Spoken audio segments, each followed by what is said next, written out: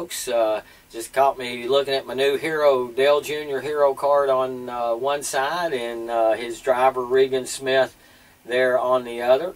It's something I got from Tax Slayer today, and it's the first thing that I've ever gotten for free on the internet. I just pushed a few buttons here and there and showed up, surprised me at the door today. Amazing. They spent $1.20 to send me next to nothing, but I appreciate it. You know, folks, you know out there that I like my hero cards. Well, howdy race fans. Welcome to my little show about racing I like to call In the Pits with me, StockCar Scott. And as always, In the Pits is brought to you here on YouTube, usually on Wednesdays, but this week on Tuesdays. Did a little practice run for next week, but you know, I bring the show on when I feel like it, because I have no sponsor to try to tell me what I might do, what I should do, what I could do. No. That, race fans, you all know, is my wife's job. Okay.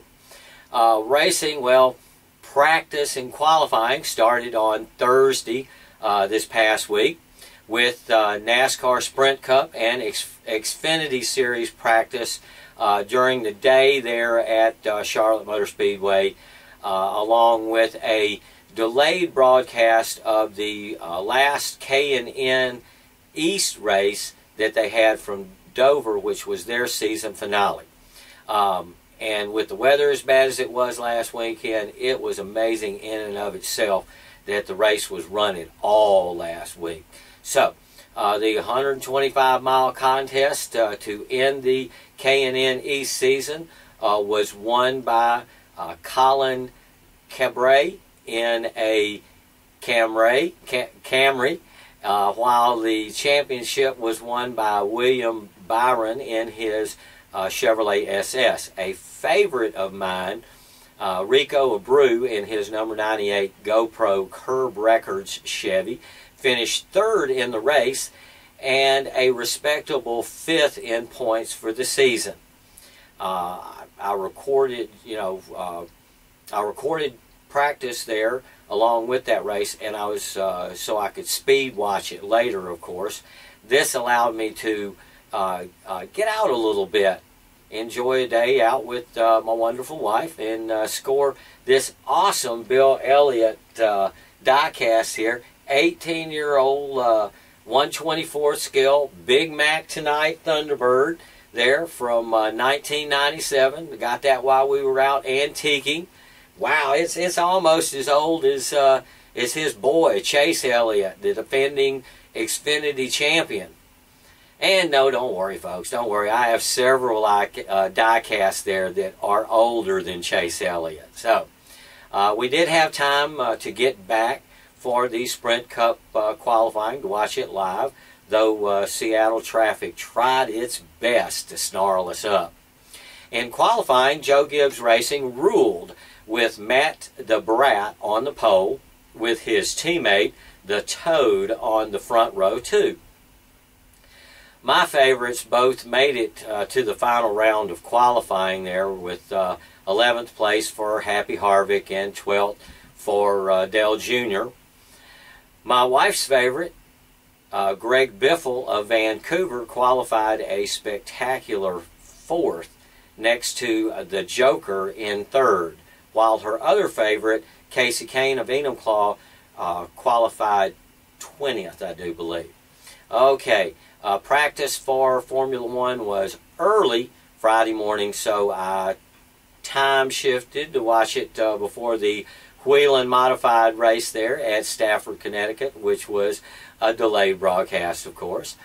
It was raining at Sochi, Russia, so teams did not put down a whole lot of practice laps.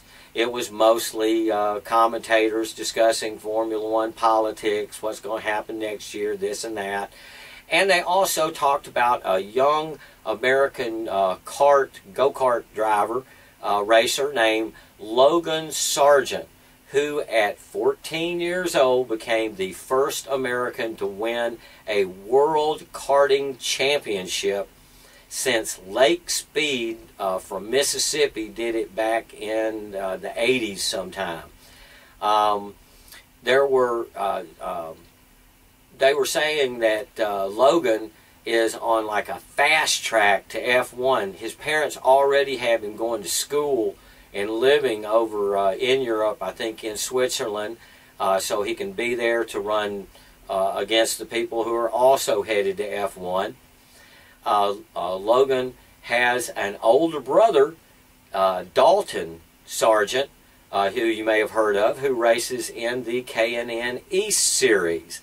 Now, how cool would that be if two American racers, if we had two American racers and one of them was in NASCAR and the other was in Formula One. One was in Sprint Cup and one was in the World Championship. Oh man, that would just be very cool. Anyway, the Whelen Modified race was interesting enough there Friday on its tape delay showing, but I don't really follow those guys from the Northeast that drive those fenderless cars. But a fella named Doug Colby won in a Chevy. Then came Sprint Cup practice. Dale Jr. had top 10 speeds in both practices with a top 5 and the most laps run in the second practice. In between Cup practices was Xfinity qualifying, which was won by former Xfinity driver champion Austin Dillon in his number 33 Richard Childress Racing Rheem Camaro.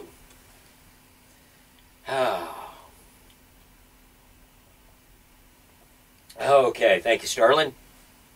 In the Xfinity race, Austin led early after fireworks on pit row in pre-race. If you didn't have to see it, some of the rockets' red glare landed on Dillon's car and bumped right up against his, where he was leaning up against the car. But everything turned out okay. Like I said, he led early. Another early leader was Sprint Cup regular Enum Claus, Kasey Kane in the Junior Motorsports number 88 Camaro.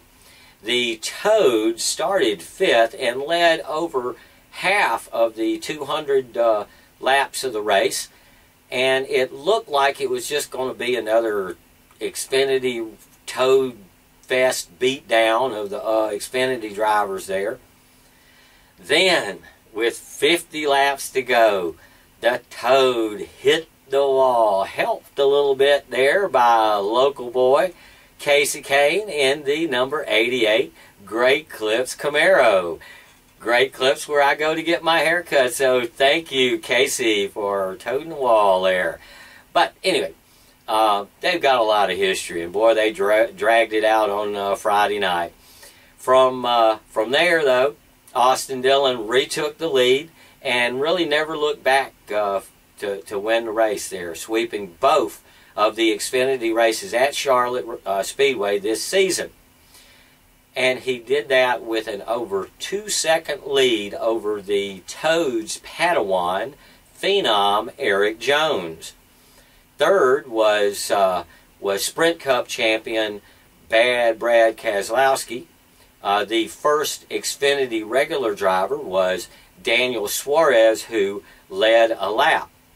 The rest of the top 10 finishers were all other Xfinity regulars, also in the top 7 in driver points there with Suarez. So those points positions did not change, with the exception of 5th and 6th, with Bubba Wallace in 5th and Elliott Sadler back in 6th, changing places again.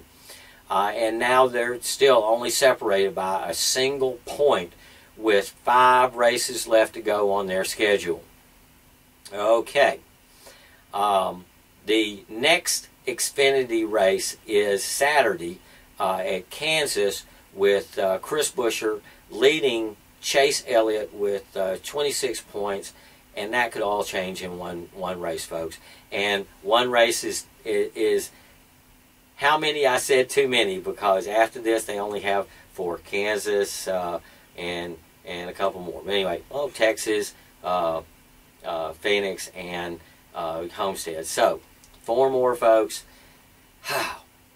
Saturday was Formula One qualifying, first thing in the morning, so it went on tape. It was shown at like 5 to 6:30 in the morning, so I recorded it, and it allowed me to catch up a little bit on my beauty sleep. The Mercedes were really strong, winding up first and second in the last round of qualifying with what's his name there, Rosberg in first, and another pole for him. I think it's some sort of in a row record or something. I forget.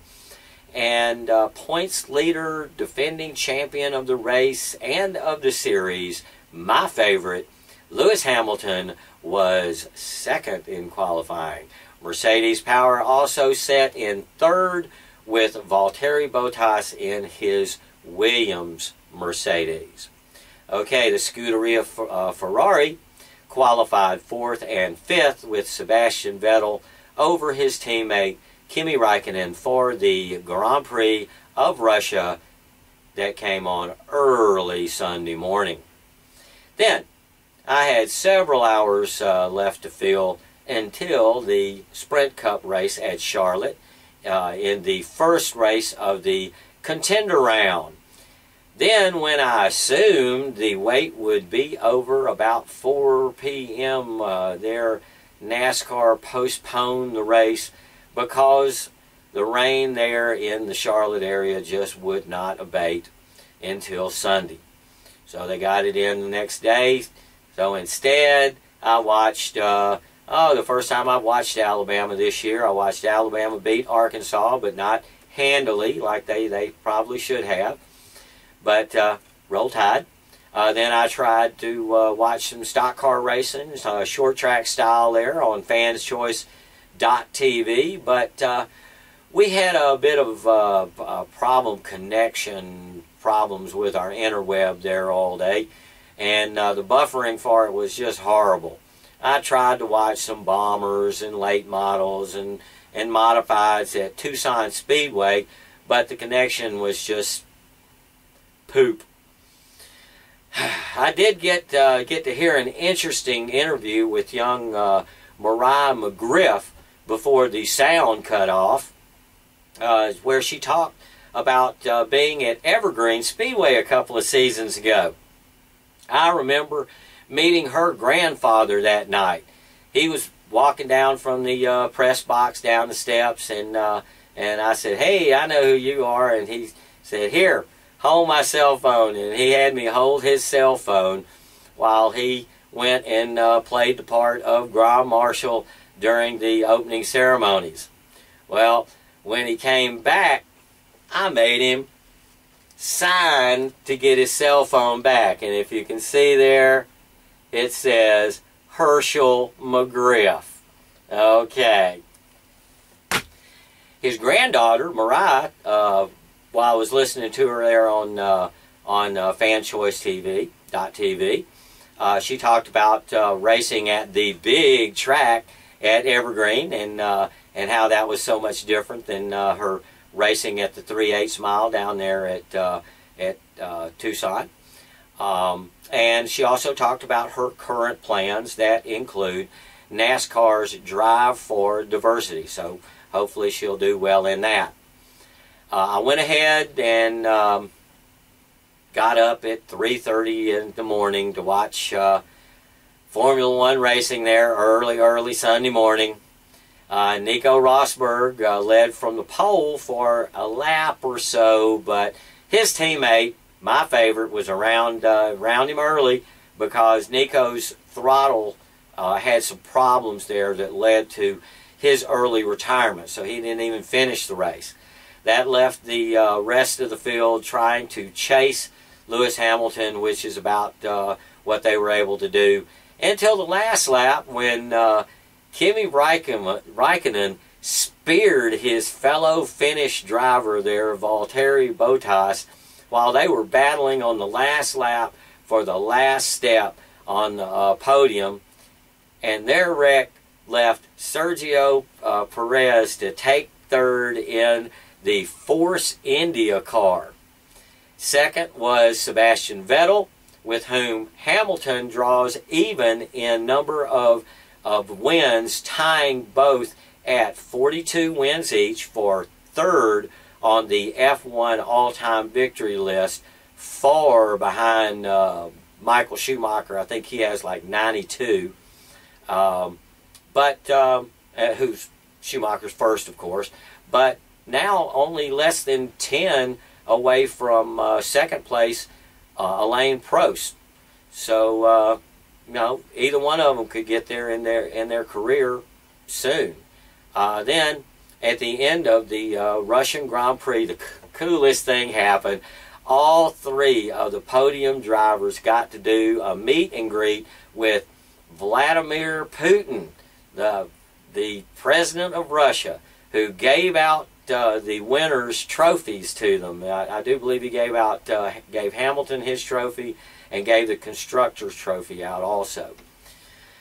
I can just bet that that Barack Obama will not be in Texas in a couple of weeks to watch the Grand Prix, much less be a trophy presenter. But still, it was an interesting race, and I'm glad that I got up early to see it. And really, with that last really wild lap, that was something. Hamilton has widened his points lead over his teammate, who did not finish the race, and his career rival Vettel, who is now second in driver's points, having passed Rosberg. Next Grand Prix is in 2 weeks, like I said, in Austin, Texas, at the Circuit of the Americas, or COTA. But because it is the same day as the Talladega Chase race, I will miss that Grand Prix. Okay.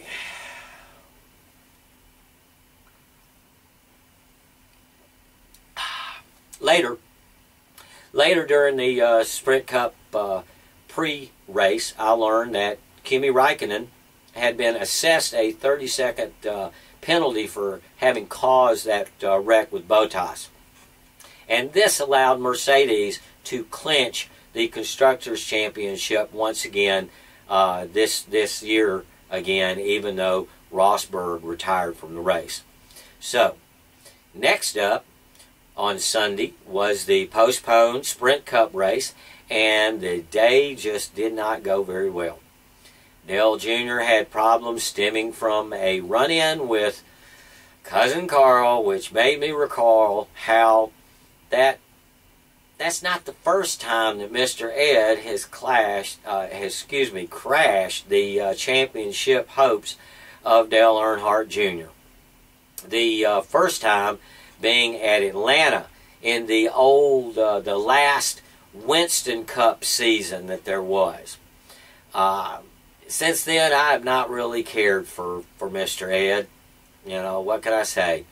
Luckily, Dale Jr. was not the only chaser to have problems, but he is still double digits down below the cut line for the 8 drivers going on to the next round. But Jr. has company with Matt Kenseth, the Toad, and also No Win Newman is down below the cut line there with him. While Dale Jr. Had problems, oh yeah, there was a race.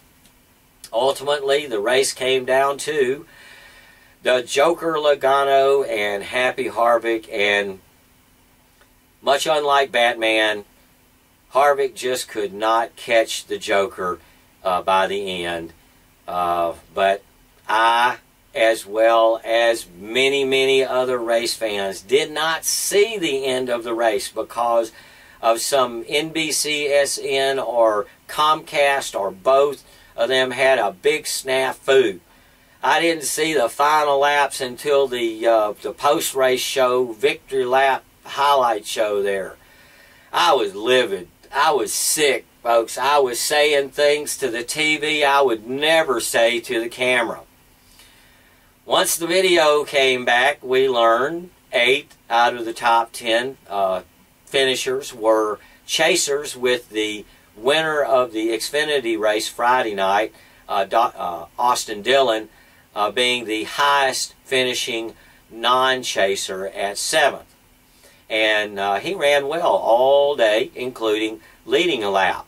My wife's favorite drivers had early problems, and their finishes reflected that, with Greg Biffle 24th, a couple of laps down, and Kasey Kahne, well, he wrecked out early to be scored last. But the big thing that happened for Kasey this week is the birth of his brand new daughter that came, I think, it's just in the past 24 hours or so. So congratulations, Kasey, on that. Oh, let's see. Next race is Kansas there on Sunday. In fact, all the racing is at Kansas this weekend, with the ARCA race seasonal finale there at Kansas Friday afternoon. I do believe that's on Fox Sports 1, at least I hope so. And then Saturday is the Xfinity Series there with their 4th to the last race. I think I got it right this time, 4th. And then, of course, the Sprint Cup race, in the Chase Contender Round race, is there on Sunday. And hopefully, Dale Jr. will have a better day. Oh, one last race that I watched was called the Valley Star Credit Union 300 at Martinsville, Virginia, there on Fans Choice TV. I tried to keep up with the first half, but it was running during the Cup race. But I wanted to keep up with Timothy Peters from the Camping World Truck Series, who was on the pole there. Dale Earnhardt Jr.'s late model driver, Josh Berry, was also running there, as well as David Gilliland's boy, Todd. Also, Kaz Gralla, a K&N East regular driver, was there. And I also saw that an old favorite of mine, Chad McCumbee, a former ARCA driver, was there at the race. I remember Chad as Dale Earnhardt Jr. in a 2004 ESPN TV movie about Dale Sr. called 3. Anyway, it was strange how he got the job and everything. But anyway, back to Martinsville. It was a pretty good race, and they had really excellent one-camera coverage there on the fanschoice.tv. Now, of course, it did have its share of wrecks. Some of them were real messy, and of course that made the race end with a green-white checkers, with Timothy Peters going and wrecking himself, coming down to the checkers, trying to pass the ultimate winner, Tommy Lemons Jr., in a car with a really sweet half-and-half style paint job. Imagine a line down the middle of a late model there, and front to back, with one paint job on one side, and like yellow on one side and red on the other. It was really cool looking, folks. And you know, I haven't seen a paint job like that on a car in a lot of years. I think Kasey had one for Spy versus Spy many years ago, and another Bush driver from 20 years ago had like Frenches on one side and some sort of, I think, ketchup on the other, and that was yellow and black. But anyway, but to get back on track, Martinsville is the track, and NASCAR will, of course, be back there in just a couple of weeks. Halloween for the trucks, and the 1st of November, the Cup Chase race will be there at Martinsville. It was nice seeing people that I'd actually heard of there on Fans Choice TV, even though the race was back in Virginia. And hopefully there will be something something on this weekend there on Fans Choice TV that will be worth watching.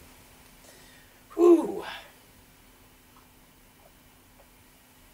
Now, I didn't see this, but I read online that there was a big super late model race in Winchester, Indiana, and for the third consecutive year, the 19-year-old phenom Eric Jones of the Camping World Truck Series won the 44th annual Winchester 400, along with a $100,000 bonus.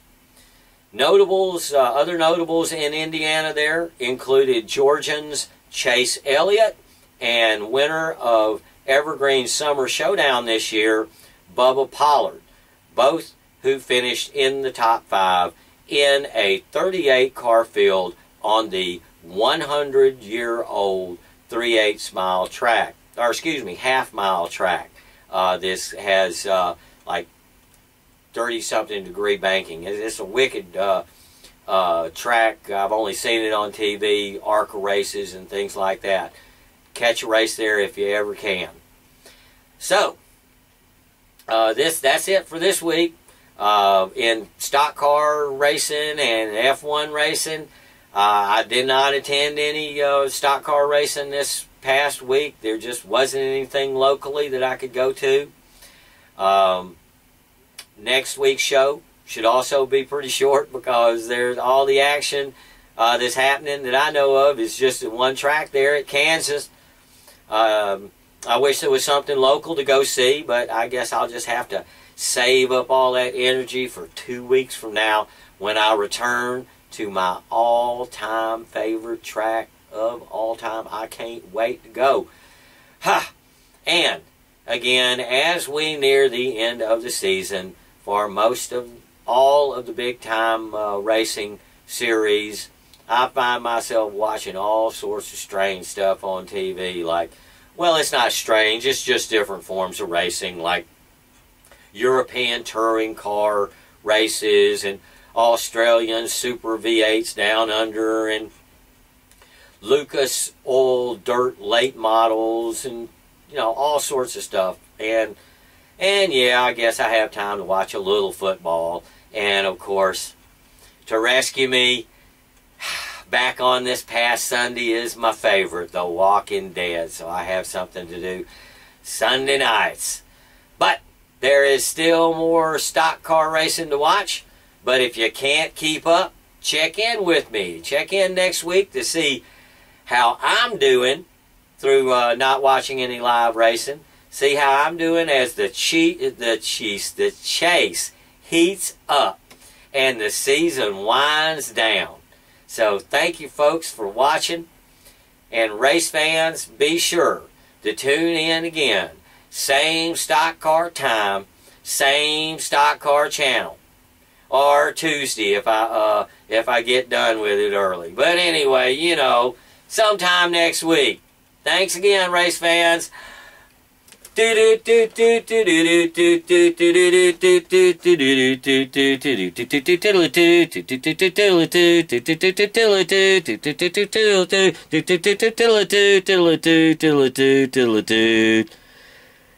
again for watching. Talk to you next time.